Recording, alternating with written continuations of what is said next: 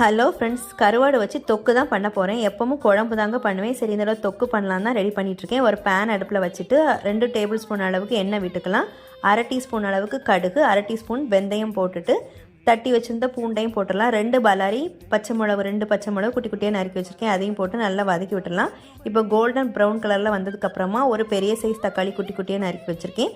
அதையும் போட்டு நல்லா வதக்கிடலாங்க. எல்லாம் வதங்கி பச்சை வாசனை போனதுக்கப்புறமா இது கூடவே தேவையான அளவு உப்பும் போட்டுட்டு 1/2 டீஸ்பூன் அளவுக்கு மஞ்சள் பொடி, 1 டீஸ்பூன் அளவுக்கு மல்லிப்பொடி, 2 டேபிள் ஸ்பூன் அளவுக்கு வத்தல் பொடி போட்டிருக்கிறேன். வேறு கரம் மசாலா எதுவுமே நான் யூஸ் பண்ணலை.